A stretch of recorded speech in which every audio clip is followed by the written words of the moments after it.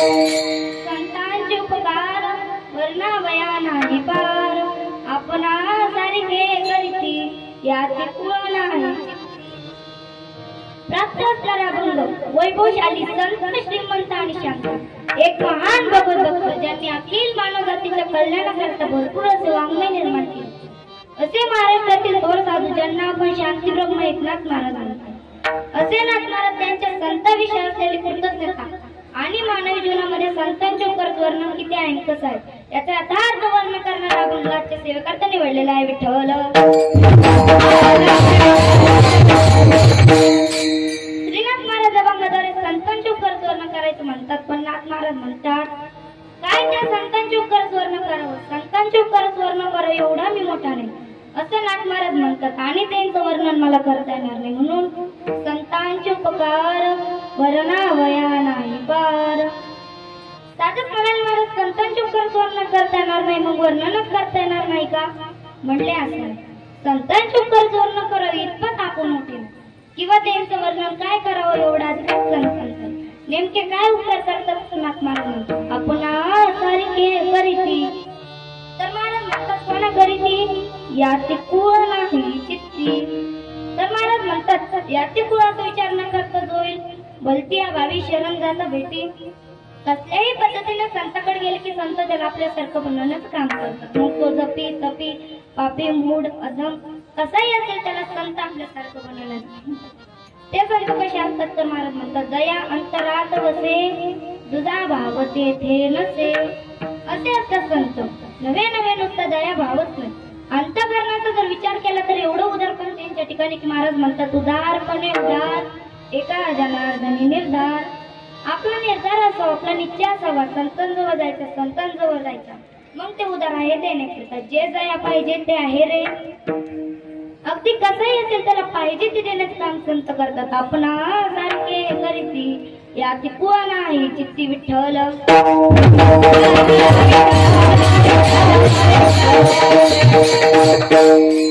अभंगाचा भाव आहे आणि या अभंगावरती आपल्याला काही चिंतन करते. अल्पसा बऱ्याच देणं अगत्याच आहे. अल्पसा बऱ्याच द्यायचा तो म्हणजे की असा आज आपल्या अलंकापुरी नगरीमध्ये चालू असलेला अखंड हरिनाम सप्ताह या सप्त्यामधल्या तिसऱ्या दिवसातली सकाळ कीर्तन रूपी सेवा माझ्याकडे आली. माझे मी परम भाग्य समजते, ज्यांच्यामुळे मला सेवा करण्याचा योग प्राप्त झाला. असे माझे गुरुवर्य महाराष्ट्रातील ख्यातनाम गायनाचार्य रामायणाचार्य रामेश्वरजी महाराज बाकोड यांचे मिरवून व्यक्त करते. तसेच माझ्या कीर्तनासाठी उपस्थित महाराष्ट्रातील ख्यातनाम मृदंगाचार्य आमचे सचिन मामा खडे असतील, आम्ही त्यांना लाडाने मामा म्हणतो. तसेच त्यांच्या साईडला गोड आवाजाचे धनी आमचे प्रवीण महाराज असतील, त्यांना मी धन्यवाद त्यांचे व्यक्त करते. व तसेच माझे गुरुवर्य रामायणाचार्य रामेश्वरजी महाराज भाकड यांची मिरवणूक व्यक्त करते. तसेच आमचे किशोर महाराज मोटकर असतील त्यांची मिरवणूक व्यक्त करते. व तसेच कृष्णाई मुलींची वारकरी शिक्षण संस्थाचे अध्यापक प्रशांत महाराज पाखरे आम्ही त्यांना लाडाने बाबा म्हणतो, त्यांची मिरवणूक व्यक्त करते. सर्वांच्या चरणी टाळकरी माळकरी विनेकरी सर्वांच्या चरणी नतमस्तक होते व सेवेला सुरुवात करते विठ्ठल.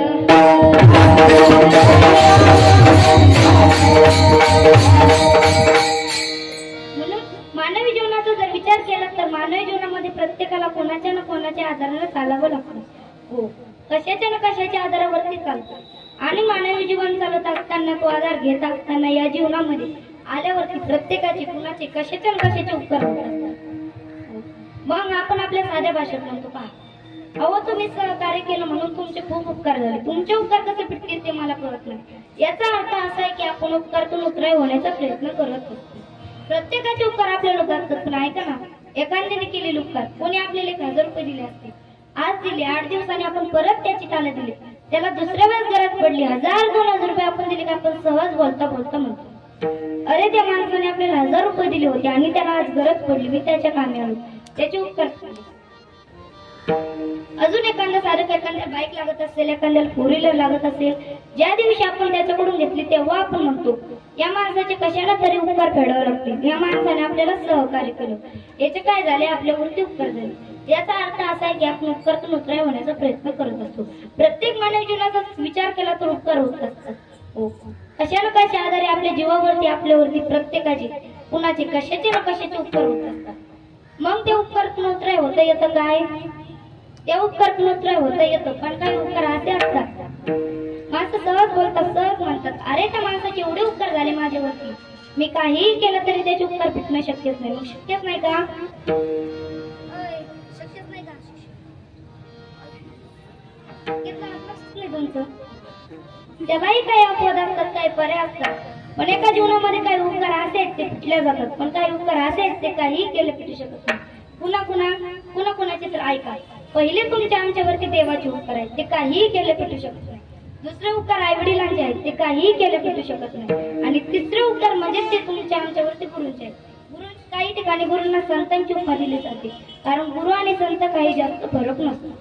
पण गुरु, संत, आई वडील आणि भगवंत यांचे उपकार कधीच कशालाच फिटू शकत नाही, कशालाच आपण त्यातून उत्तराय होऊ शकत नाही. बाकीचे उपकार फिटतील, कदाचित कोणी तुम्हाला धान्य दिले असेल त्याचे उपकार फिटतील, कोणी तुम्हाला अन्न घातले, कोणी तुम्हाला कपडे दिले, कोणी तुम्हाला पैसे दिले त्याचे उपकार फिटतील. जीवनामध्ये बाकी सगळ्या गोष्टीचे उपकार फिटतील, पण देव, संत, आई वडील आणि गुरु यांचे उपकार कधीच कशालाच फिटू शकत नाही, कशालाच आपण त्यातून उत्तराय होऊ शकत नाही. विठ्ठल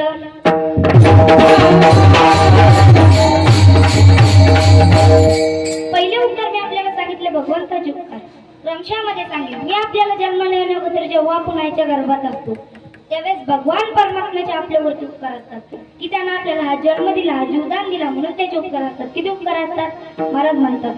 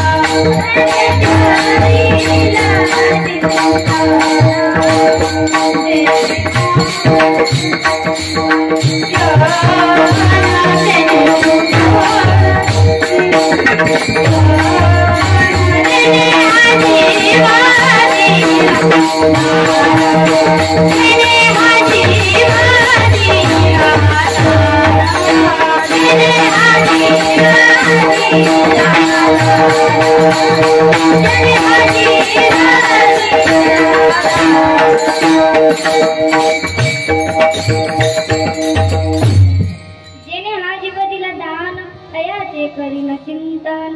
अरे कुठल्याही प्रकारचा रुपये न घेता त्याला आपल्याला हा जीवदान दिला, हा देहदान दिला, म्हणून त्याचे उपकार आहेत. किती उपकार आहेत सांगता येऊ शकत नाही. बरं मला सांगा, इथं बसलेल्यांपैकी कोणी हा देव प्राप्त करण्याकरता डोनेशन भरले का? आवाज येईल मला पुढे आला.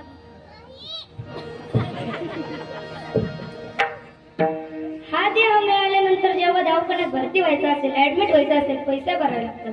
डॉक्टर म्हणतो एक काम करा, एवढे पैसे काउंटरला भरा. मेडिकलला गेलं तिथं पैसे घेतले जातात, शाळेत जायचं डोनेशन घेतलं जातं, नोकरीला लागायचं, घ्यायचंय मुलीचं लग्न करून म्हणून टाकेल. याचा अर्थ प्रत्येक ठिकाणी पैसा लागतो, पण देवाना हा देव देत असताना एक रुपये घेतला नाही. बरं तुम्ही मला काय केलं, त्यानं एवढं दिलाय तर हा देव दिला. ऐका महाराज, एवढे मोठे उपकार केले की महाराज हा देह या देहाचं मूल्य लावायला गेला तर याचं मूल्य कोणालाच लावता येणार नाही. एका अवयवाची किंमत कोट्यावधी दिली तरी शक्यच नाही. दादा ज्याला एक डोळा नाही त्याला विचार डोळ्याची किंमत, ज्याला एक हात नाही त्याला विचार हाताची किंमत, ज्याला एक पाय नाही ना त्याला विचार पायाची किंमत. या सगळ्या गोष्टीचा अर्थ मला असं सांगायचं की देवानं आम्हाला कशाला दिले असतील तर महाराज म्हणतो दिले इंद्रिय हात पाय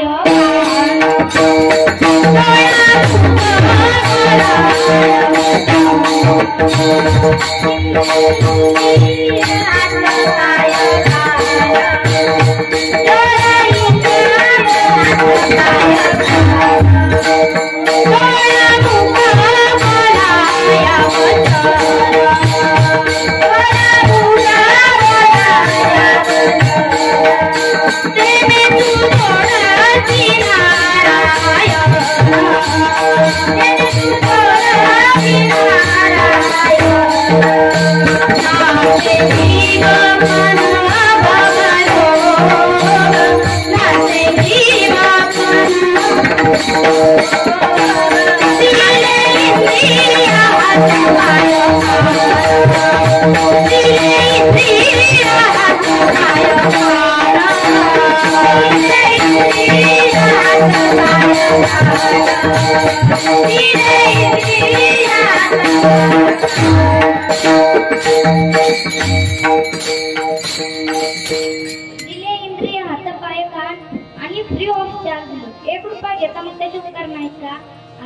मग त्याच्या उपकारातून उत्तरही व्हायचं महाराज आम्हाला होतंय जाऊ शक्यच नाही. त्याच्या उपकारातून उत्तरही होतच येणार नाही. पण त्याने एवढे 8 तास आणि शरीर एवढं सुंदर दिलं. त्याच्यापेक्षा सोपं सांग का, जनावरांना पशुपक्षाधिकांना देह प्राप्त झाला, तुम्हाला आम्हाला देह प्राप्त झाला. तुमच्या आमच्या देहामध्ये आणि त्या देहामध्ये फरक आहे का नाही हे मान्य कराल तरी जबाबदाऱ्यांपैकी एखाद्याला बैल केलं असतं, कोणाला कुत्र केलं असतं, कोणाला गाढव केलं असतं, कोणाला मांजर केलं असतं, कोणाला काय काय केलं असतं, अजून वेगवेगळ्या जन्माला घातला असतं. मला सांगा, कीर्तनाचा आनंद घेताना सगळं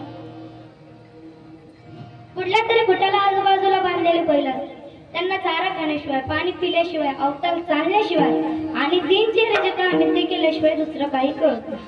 त्याच्यापेक्षा सोपं जाऊ का, त्यांचं आयुष्य जास्त गुलामगिरीत कसं तुमचं आमचं. तुम्हाला आम्हाला देवाने इतकं सुंदर देवा दिला, किती सुंदर.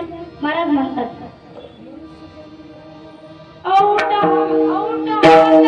मानव देह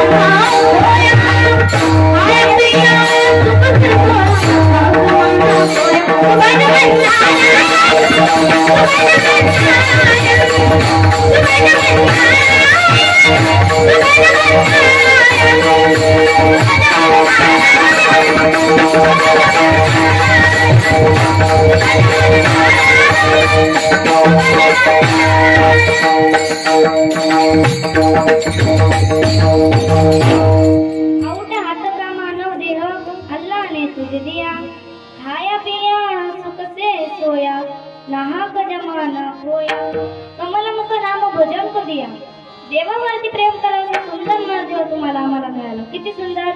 कबीरदासजी महाराज गोड वर्णन करतात, हे आप जो भगवान का पूजन किया करे, ये शीश जो प्रभु चरण में वंदन किया करे, बेकार वालों के जो रहे व्यर्थ बातों में, मुख को है जो हरिनाम का सुमिरन किया करे, हीरे मोती से नहीं शोभा हाथ की हाथ जो भगवान का पूजन किया करे.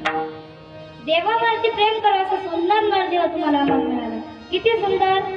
सहज एखाद्या वाटेने चालत असताना एखादं सुंदर मूल पाहिलं, एखादी सुंदर मुलगी पाहिली, एखादा सुंदर माणूस पाहिलं तर आपण म्हणतो किती सुंदर सौंदर्याला दिलं. त्याच्या सामान्य माणसाच्या सौंदर्याला पाहून आम्ही देवाकडे कोणत्या तरी कवीनं गोड वर्णन केलं, नाम तुम्हारा तारनहार जाने कब दर्शन हो, जिसकी रचना इतनी सुंदर ओ कितना सुंदर हो. त्या देवाचं नाव इतकं सुंदर आहे, ते देवाने सृष्टीतले लोक इतके सुंदर दिले, त्याच्या रचना इतक्या सुंदर आहेत, तर देव किती सुंदर असेल. ऐका, सांगतो आमच्या संतांनी ते देवाच्या सौंदर्याच्या बाबतीत करतात. महाराज जगद्गुरु तुकोबाराय म्हणतात, तुझी किडई कोटी चंद्र प्रकाश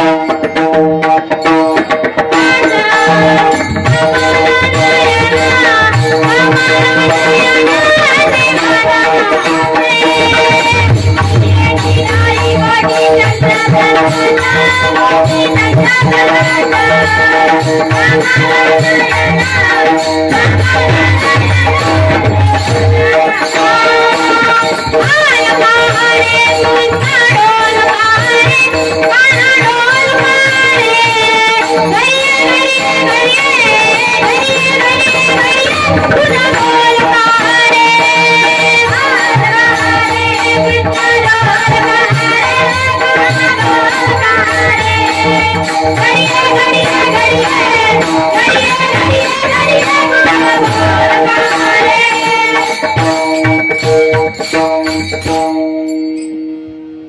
निडई कोटी चंद्र प्रकाश कमल नयन हास्य वदन हासे हलकारे कृष्ण डोलकारे घडीये घडी कुंज बोलकारे. किती सुंदर आहे तो भगवान परमात्मा. ज्ञानोबा तर म्हणतात, देवा तुझं रूप पाहिलं तर एवढं सुख झालं, रूप पाहत आलोचनी सुख झाले व साजने, तो हा विठ्ठल बरवा तो हा माधव बरवा. तुकोबराय म्हणतात, राजस सुकुमार मदनाचा पुतळा. किती सुंदर आहे तो भगवान परमात्मा. हो महाराज तर एका ठिकाणी म्हणतात, एका चंद्राचा प्रकाश किती आहे. आकाशावरती आकाशामध्ये जर पाहिलं तर पौर्णिमेच्या रात्री एका चंद्राचा प्रकाश किती असतो, तसे 1000 कोटी चंद्राचा प्रकाश आमच्या भगवान परमात्म्याच्या मुखमंडलावरती आहे. काय गोड वर्णन केलं. तुझे निडे कोटी चंद्र प्रकाश कमल नयन हास्य वदन हास्य हालकारे कृष्ण ढोलकारे घडीये घडीये कुंज बोलकारे. कोटी चंद्राचा प्रकाश भगवान परमात्म्याच्या मुखकमलाद्वारे बाहेर पडतो. याचा अर्थ तो भगवान परमात्मा किती सुंदर असेल. अशा सुंदर परमात्म्याचे तुमच्या आमच्यावरती खूप उपकार आहे. किती उपकार आहे सांगता शकत नाही. कारण त्यानं आम्हाला हा देह दिला, हो दिला, अतिशय सुंदर दिला. हात दिले, कान दिले, नाक दिले, डोळे दिले, पाय दिले, सगळं काही दिले. पण महाराज म्हणते कशासाठी दिले. जेणे तू जोडसी नारायण नासे जीवपना बोल. ज्या देवानं तुला इतका सुंदर देह दिला, फुकट दिला, किती अनमोल दिला. मनुष्य देह नमोल रे मिठी में ना बोल रे. मनुष्य देह नमोल रे मिठी में ना बोल रे. अब जो मिला है तेरी ना मिले कभी नहीं बोल रे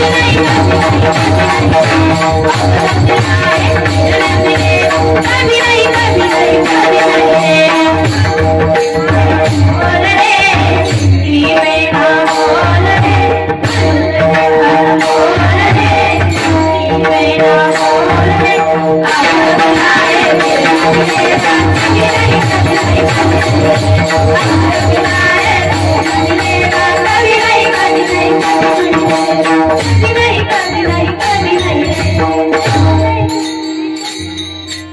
मनुष्य जो अनमोल रे मिट्टी में ना रोल रे.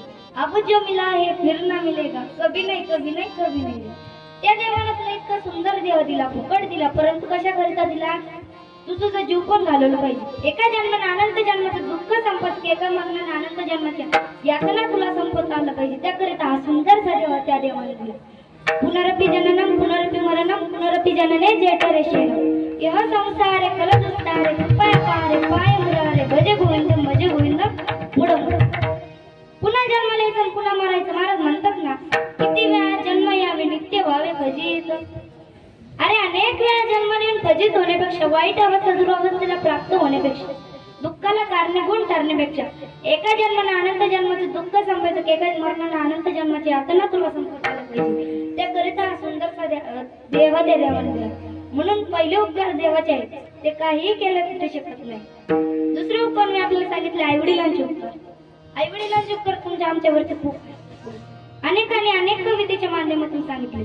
माझा मुद्दा आहे म्हणून मी तुम्हाला सांगण्याचा प्रयत्न करते की त्या भगवान परमात्म्याचे जसे उपकार आहेत ना, तसेच आईवडिलांचे उपकार आहेत. आईवडिलांचे उपकार किती आहेत सांगता शकत नाही. सांगू किती उपकार आहेत.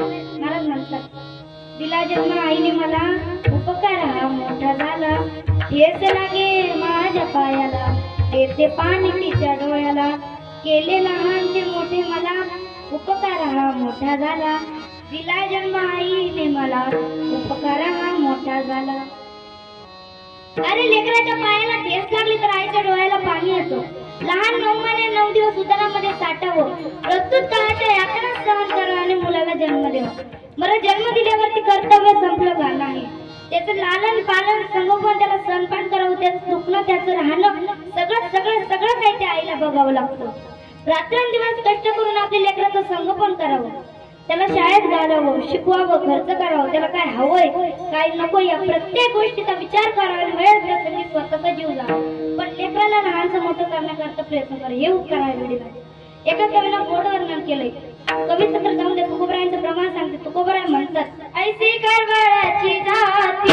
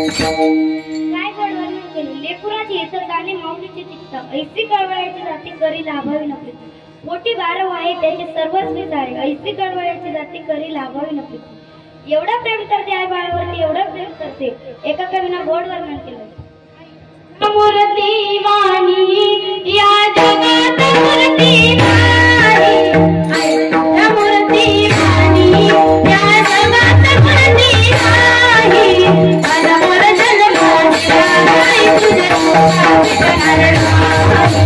अनमोल जन्माच्या नाही तुझे उपकार भेटणार नाही आई तुझ्या मूर्ती वाणी या जगात मूर्ती नाही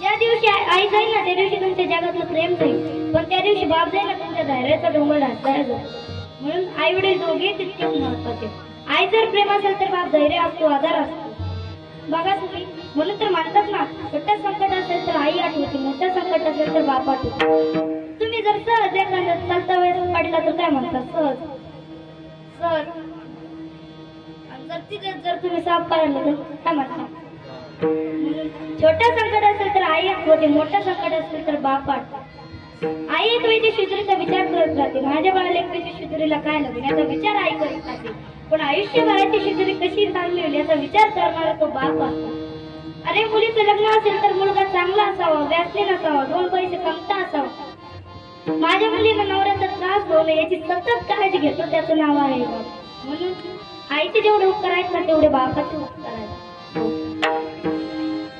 पहा तुम्ही जीवनामध्ये जर आईला रडायला आलं तर आई रडून नको होते पण साधं जगाच्या समोर तुमच्या आमच्या समोर त्या बापाला रडता सुद्धा येत नाही त्याचं नाव आहे बापा म्हणून एका कवीला गोड वर्णन केलं बाप स्वाभिमानी बाळा बाप नगर कणा त्याच्या काळजात सुद्धा लजाऊची संवेदना त्याची पहाडाची छाती त्याच हृदय गुलाब त्याच्या घामाच्या ते मान हिऱ्या मोत्याचा रुबाब बाप तलवार ढाल बाप पेटती मशाल बाप जागा तो म्हणून घर झोपते खुशाल उलाढाली करीतो हा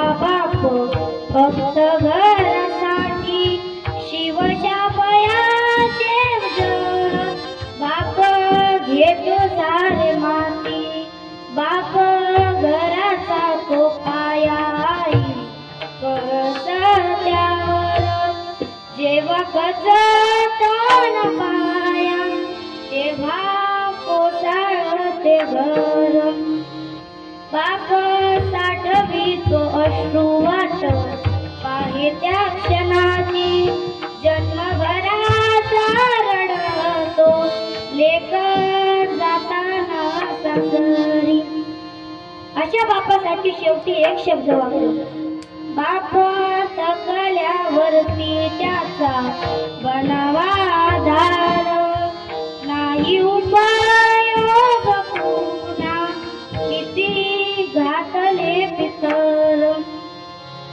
अरे तो बाप म्हणजे बाप आहे त्या बापाची तुलना कोणालाच करता येणार नाही म्हणून पाहायला मिळतं कधी कधी एक बाप चार चार मुलांना आनंदात पोहोचवतो त्यांच्या पायावर उभं राहण्याची क्षमता बाप ठेवतो पण बाप थकल्यावरती एक बाप चार चार मुलांना सांभाळतो ना ते चार चार मुलं एका बापाला सांभाळू शकत नाही हो त्याचं नाव आहे बाप म्हणून आई वडिलांचे उपकार आहेत देवाचे उपकार आहेत शेवटचे उपकार म्हणजे तिसरे उपकार म्हणजे ते तुमच्या आमच्यावरती गुरूंचे आहेत गुरूंचे उपकार तुमच्या आमच्यावरती खूप आहेत म्हणून ज्ञानोबा म्हणतात ना गुरु जर तुमच्या पाठीशी असतील गुरु जर तुमच्या पाठी राहत असतील तर जगातली कोणतीच ताकद नाही दादा हो तुम्हाला आवश्यक म्हणून आई जन्म देते जन्म देऊन लहानचं मोठं करते त्यावेळेला या देहाला या जीवाला 2 वेळा जन्म होतो असं शास्त्र मान्य करतात पहिला जन्मदिवस आईच्या उदरातून झाला तो एक जन्मदिवस आणि दुसरा जन्मदिवस ज्या दिवशी गुरुचं ज्ञान प्राप्त झालं गुरुंनी आमच्यावरती बोध केला गुरुंची कृपा झाली म्हणून तर तुकोबाराय म्हणतात ना सापडिले वाटे जाता गमत मस्तक तो झाला ठेवीला कर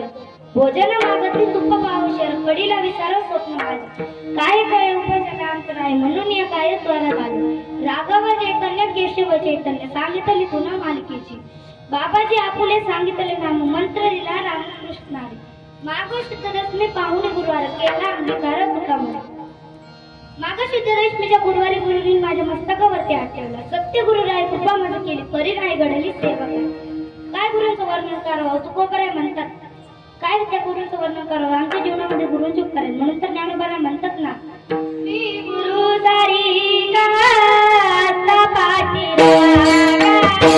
श्री गुरु सारी गाता पाठी श्री गुरु सारी गाता पाठी श्री गुरु सारी गाता पाठी श्री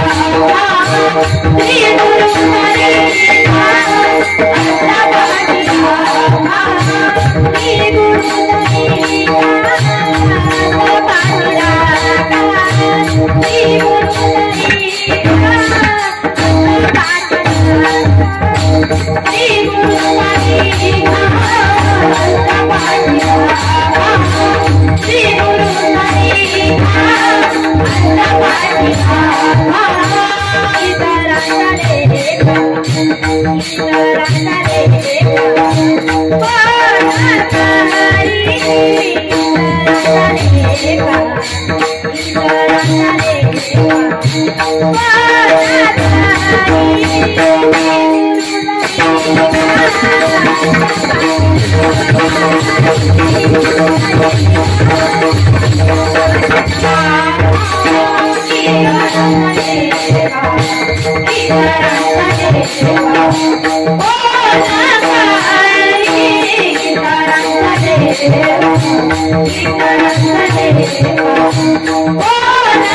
पाठी श्री गुरु सारी गाता पाठी श्री गुरु सारी गाता पाठी Bye.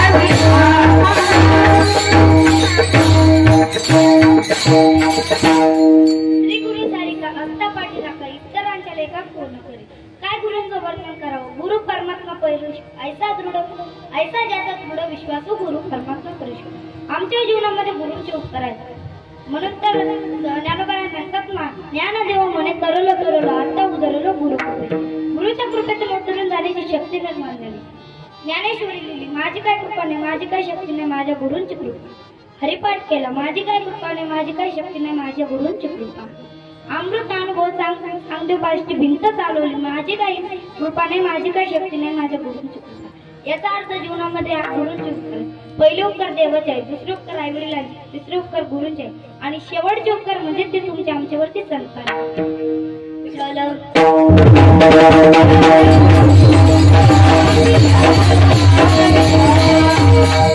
संतांचे उपकार किती मोठे आहेत, एक साजेसाच प्रमाण आहे. संतांचे उपकार किती मोठे. बाप न करे ऐसे माय, आई वडील करू शकत नाही, देव करू शकत नाही, एवढे उपकार संतांचे. का?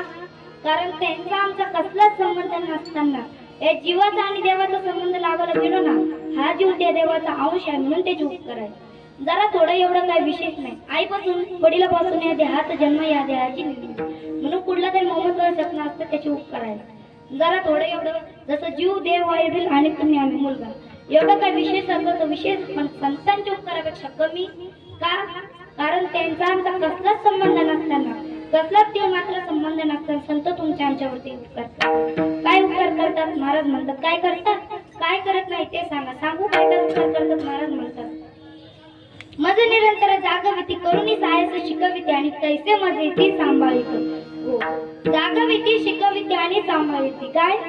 जागविती शिकविती आणि सांभाळिती तैसे ते संत. काय सांगू आता संतांचे उपकार प्रमाण आहेत ना. आता जागा रे बाईंनो जागा. महाराज म्हणतात आता जागे व्हा. तुकोबरायांचं प्रमाण आहे, उठा जागे वारे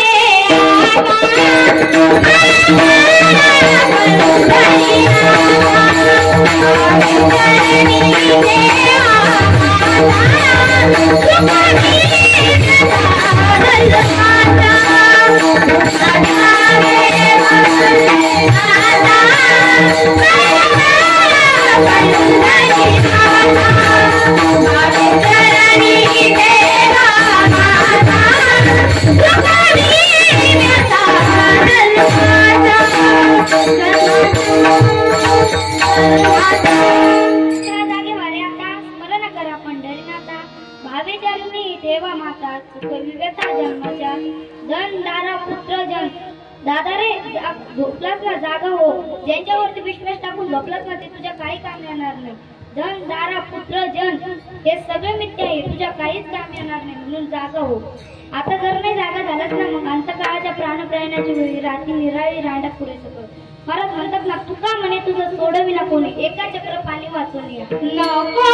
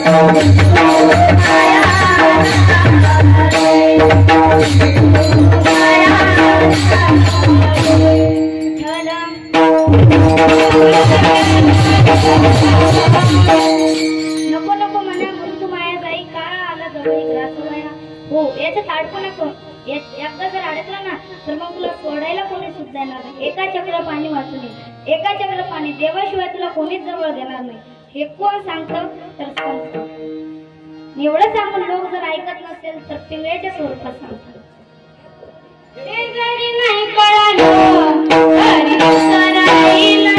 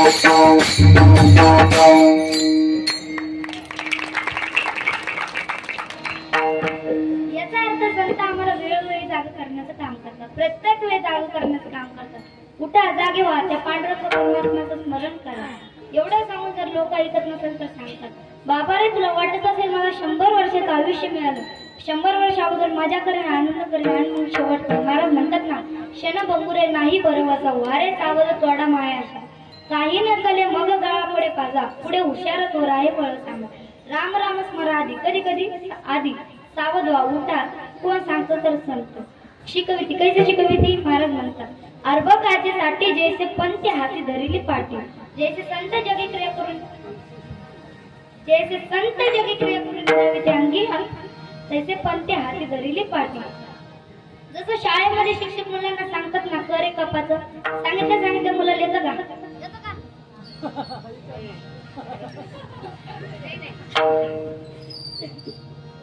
त्याला कितीतरी वेळा त्याच्यावर घोटायला लावतात एवढं शिक्षक सांगत नाही ना तेवढं संत तुम्हाला आम्हाला प्रत्येक वेळी जागा करण्याचं काम करतात अतिशय प्रयत्नवादी बाबा रे जागा हो आज जर नाही जागा झाला ना मग उद्या खूप वाईट परिस्थिती महाराज म्हणतात ना मारीती तोडीती जोडीती निष्ठुर यमाचे किंकर बहु साल मारतात तोडतात जोडतात आज जर नाही केलं आज जर नाही चांगला वागलास मग काळाचा फासा पडेल आणि मग त्या वेळेला कोणीच वाचू शकणार नाही हे योग्य ते मार्गदर्शन तुला संत करतात योग्य ते रस्त्यानं कसं चालावं पुढं बसावं काय बोलावं काय खावं याचं योग्य ते मार्गदर्शन संत करतात जीवनामध्ये व्यवहार कसा असावा हेही संत सांगतात म्हणून तर तुकोबा राय म्हणतात ना जोडून या धन उत्तम व्यवहार उदास विचारी वेच करी उत्तमाची गती तो एक पाळली उत्तम भोगीन जीव काढली उत्तमाची गती तो एक पाळली तुला योग्य ते मार्गदर्शन संत करतात योग्य ते रस्त्यानं कसं चालावं हे संत तत्वदात म्हणून सहज बोलणे हित उपदेश करणे करूनही सायचं शिकवी कैसे शिकवी अरे तुम्ही आमच्या राजमतीच्या मार्गाने चाललो तर संत सांगतात असूनही संसारी जीव वेग करी संसारात आहात ना जीवाला वेग करा उठा जागे वार नवे नवे राम राम स्मराधी तुम्ही ज्या संसार आहात ना तो संसार चुकीचा आहे लटका आहे खोटा आहे प्रपंच एक झाला होता समूळ मिथ्या वरपता पुढे होईल मागुता कदा संपत्ती घडेल ज्ञानोबा शिकवतात, सांभाळत असताना सांगतात, लटिका व्यवहार सर्व हा संसार वायर झार हरिविना, हरिमुखी म्हणा पुण्याची गणना कोण करी. तुका म्हणे मस्त धेनु येते चित्ती, तैसे मध्ये ती सांभाळीत. महाराज म्हणतात ना, जशी गार इंडे आकाशी चित्त तिच्या पिल्ल्या बशी, तशी संत कोठे असते तरी तुमचा आमच्या इथं तुमचा आमच्या योग्य तो गतीचाच विचार करतात. म्हणून तर महाराज म्हणतात ना, बुडत हे जन न देख वेडवा येतो कळवळा म्हणून.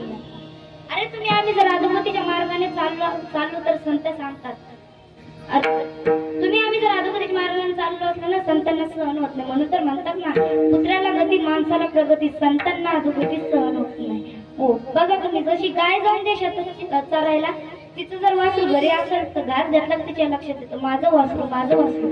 तशी संत कोठे असेल तर तुमच्या आमच्या हिताचा, तुमच्या आमच्या योग्य तर गतीचाच विचार करत राहतात. म्हणून संत एकनाथ महाराज म्हणतात, काय त्या संतांचे उपकार वर्ण भारत, तेच आजच्या घेतलेल्या अभंगाचे पहिले.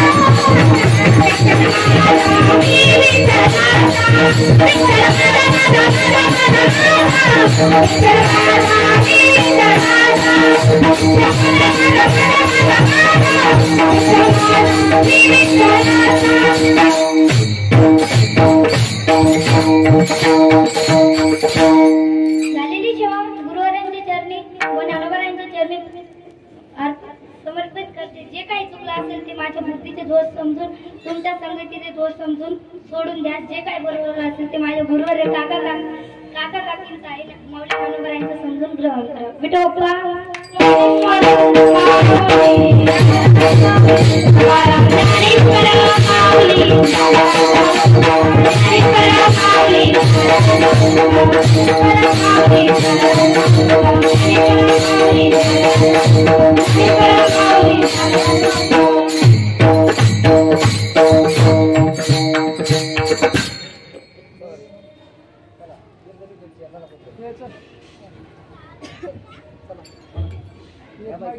चला